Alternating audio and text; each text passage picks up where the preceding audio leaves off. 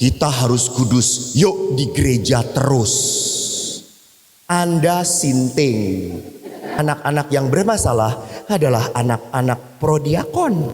Karena bosen dengan istri, lebih baik melayani istri orang lain. Ada 3 hal yang dominan dalam diri anak muda. Pertama adalah Romo, kita itu susah mencari pasangan yang seiman. Kadang-kadang Tuhan lupa bahwa saya ini orang Jatirogo. Lah kok Tuhan belum membuat tulang rusuk bagi saya?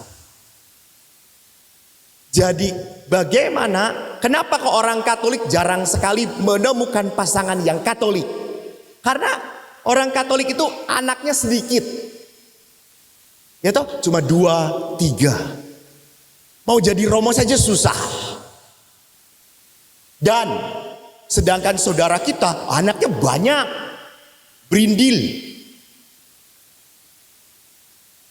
Maka kalau lihat jumlah dari frekuensi banyaknya orang Katolik, ya hampir stagnan.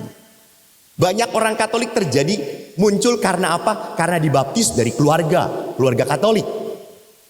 Nah, keprihatinan yang kedua adalah apa? Banyak anak muda, tidak mau menikah. Kenapa? Karena melihat orang tuanya, brengsek.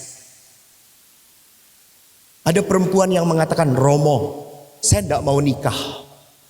Saya tidak mau seperti mamah saya. Mama saya ditinggalkan oleh papa. Dia pergi dengan wanita lain. Sak penae dewe. Kita ndak diurus. Lalu saya tanya, kamu ndak diurus kok gede? Ya saya diurus oleh gereja. Waduh hebat, pastor paroki ngurus kamu ya gitu ya. Ndak Romo, kami dapat bantuan dari gereja. Ya syukur. Tetapi apa yang saya mau katakan, banyak anak-anak ketakutan mau nikah. Jangan-jangan nanti kalau nikah pasangan saya pindah ke lain hati. Kalau tidak ke lain hati, yang ke lain body. Takut bahwa nanti pasangan tiba-tiba mati. Tiba-tiba pasangan tidak punya pekerjaan. Bagaimana ini?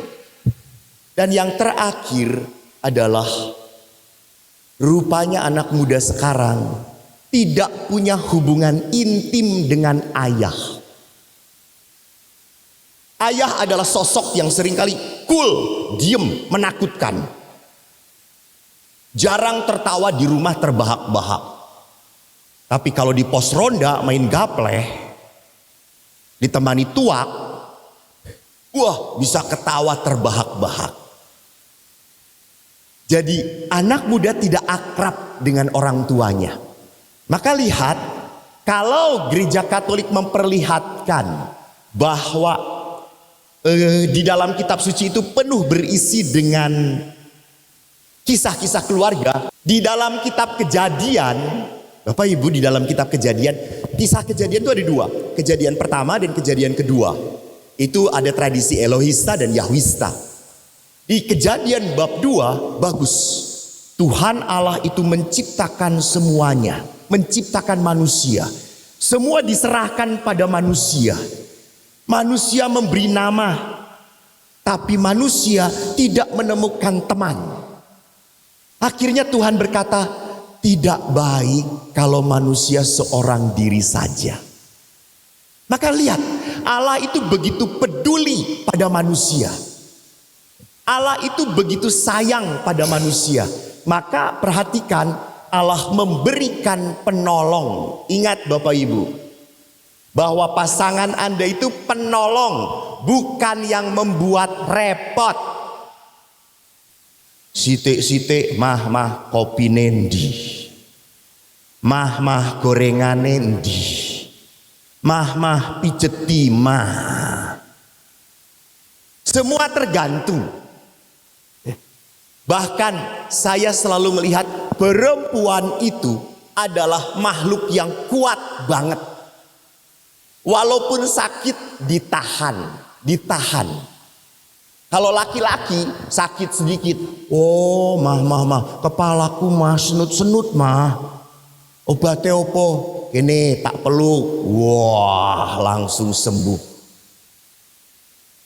Jadi lihat di sini bahwa Tuhan pun melihat pria dan wanita itu memang saling melengkapi. Berbeda, betul, dan saling melengkapi. Ibu-ibu, apa pekerjaan yang tidak pernah beres-beres selama-lamanya? Pekerjaan rumah tangga, iya toh, nyuci piring. Pagi dipakai, siang kotor lagi. Nyuci baju, dipakai, disetrika, dikotorin lagi. Saya setrika lagi. Nah, saya lakukan dengan sukacita, itu cara pengorbanan saya. Ini tanda cinta saya. Suami kerja, capek, walaupun pendapatannya sedikit, tapi seperti pahlawan. Kerja keras untuk apa? Pengorbanan bagi anak-anaknya. Anak-anak pun sama, belajar, lebih senang belajar atau main game? Bagus. Bertobatlah dan percayalah pada Injil. Kamu benar, main game itu menarik. Suka dimarahin mama enggak? Siapa paling cerewet, mama atau papa? Mama, ya betul itu. Nanti kalau mau kamu tidak cerewet, tinggalnya di pasturan. Pastor nggak akan cerewet. Kamu mau main game silakan, nggak sekolah silakan. Karena kamu bukan anakku. Jadi kenapa mama cerewet? Karena mama ingin kamu berhasil. Mama pun cerewet sebetulnya nggak mau, tapi spontan. Jadi di dalam keluarga, Bapak Paus mengatakan, hidup berkeluarga adalah jalan kekudusan. Kita selalu melakukan hal yang sama. Buat teh, buat kopi, nyuci, Anda main dengan anak-anak, itu kekudusan. Jadi jangan sampai berpikir kekudusan, mah kita harus kudus, yuk di gereja terus. Anda sinting. Jadi jangan pernah berpikir Anda sebagai keluarga lalu karena kekudusan pelayanan. Ingat, jangan sampai pelayanan menjadi pelarian. Ya toh? Karena bosen dengan istri, lebih baik melayani istri orang lain. Jangan tepuk tangan, itu sesat namanya. Kan pernah ada sebuah ilmu konon katanya, karena berubah-ubah saya waktu baca. Perempuan itu berbicaranya sehari 20.000 kata, konon katanya. Wanita, perempuan, laki-laki cuma 7.000 kata. Jadi memang wanita itu ngomong terus. Maka ada seorang bapak yang pinter. Saking dia jengkel ngedenger istrinya terus ngomong, dia langsung ngomong, mah kamu sana ikut kur. Ikut puji-pujian, ikut lektor, ikut pemazmur, biar pulang kamu udah capek. Nggak ngomong lagi. Dan apa yang terjadi? Istrinya tetap ngomong terus. Jadi itulah pengudusan. Kalau Anda kecewa dengan pasangan, jengkel dengan pasangan, Anda sedang dikuduskan oleh Tuhan. Emangnya sesama romo tidak saling menjengkelkan? Pret. Emangnya sesama suster setiap ketemu, selamat pagi, Tuhan memberkati? No. Kita juga sering jengkel satu dengan yang lain. Iya, saya pernah kecewa dengan teman serumah. Saking jengkelnya, saya pernah ngomong kepada pimpinan, Romo, membunuh itu dosa atau tidak, kata saya itu. Saya jengkel dengan teman saya gitu ya. Dan di biara itu kita kan tidak bisa melarikan diri.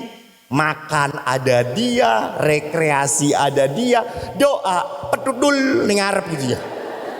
Ya Allah.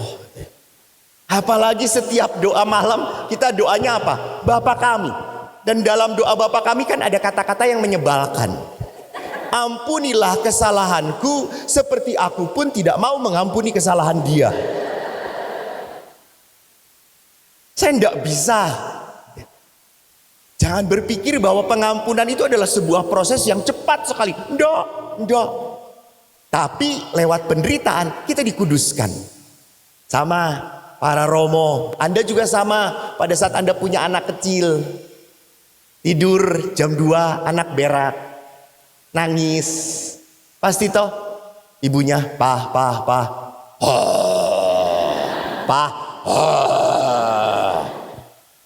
Ibunya turun, bersihin, beresin. Itu kesucian, itu kekudusan. Jadi jangan pernah mengidentikan bahwa hidup keluarga itu kudus. Kita harus berada di dalam gereja dan di dalam pelayanan. Tidak. Pertama-tama pelayanan harus terjadi di mana? Di mana? That's good. Saya 25 tahun retret di Pratista, pendamping retret. Bapak Ibu tahu, anak-anak yang bermasalah adalah anak-anak prodiakon. Anak-anak aktivis. Mereka kecewa.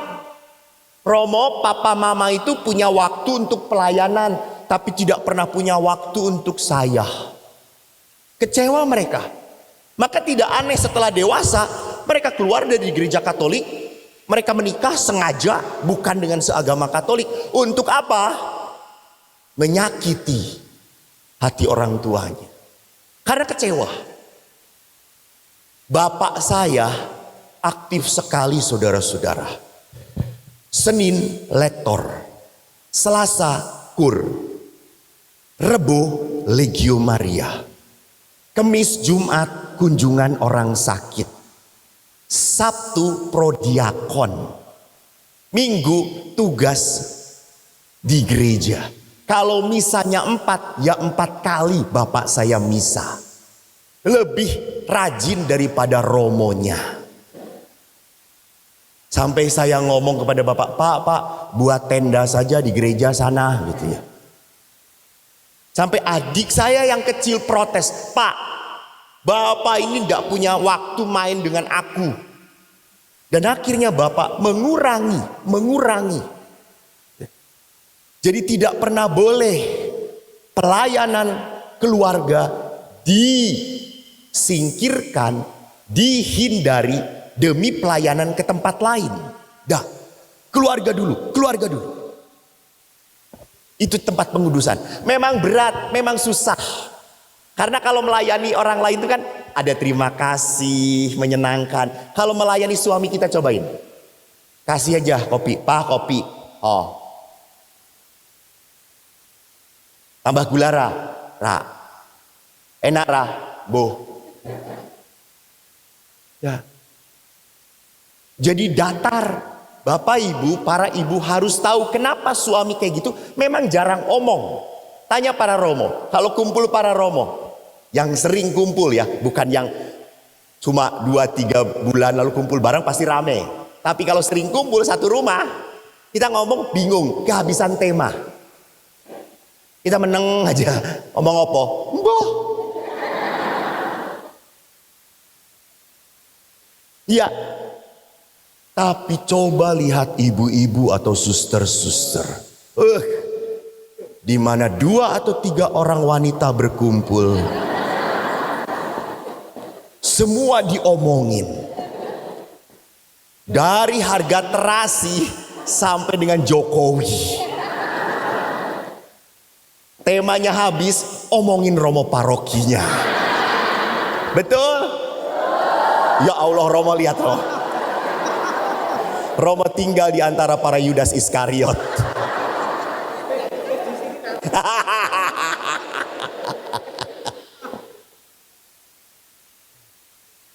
Jadi memang kalau Anda berpikir Romo suami saya itu jarang ngomong, jarang ini. Pertanyaannya suami Anda itu jarang ngomong atau tidak diberi kesempatan omong. Saya pernah tanya kepada bapak, waktu pacaran kata istri bapak itu sering cerita pak. Tapi sekarang setelah nikah 10 tahun kata istri, kok bapak diam saja?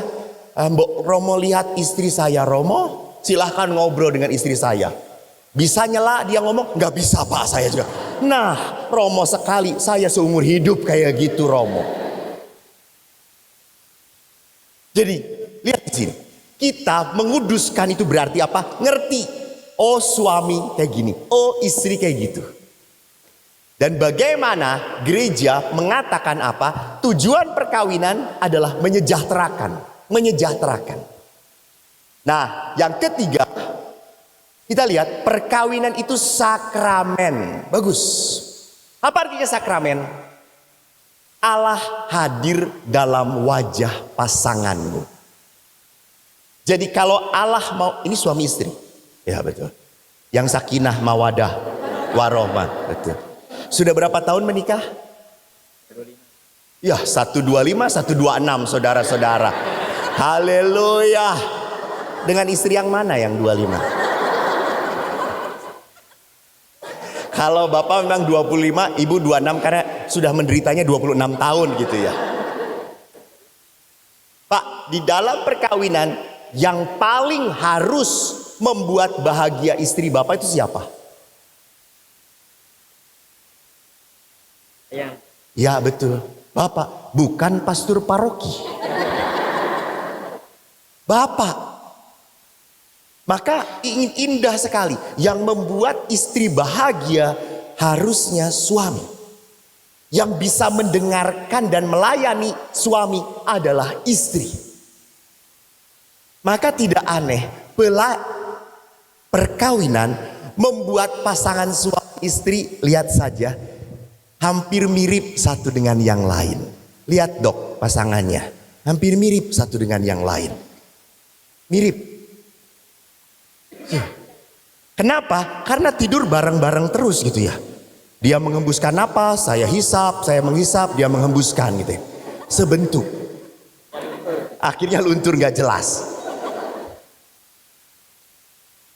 Itu perkawinan. Yang menjadi masalah kalau istri Anda makin mirip pastor paroki. Berarti istri lebih banyak di pasturan daripada di rumah. Gitu ya. Jadi sakramen itu artinya itu. Bahwa Anda adalah orang yang eksklusif. Satu-satunya bisa menghadirkan Tuhan kepada pasangan Anda. Maka kalau Anda mengkhianati pasangan Anda mengkhianati Allah. Anda menyakiti istri Anda menyakiti Tuhan.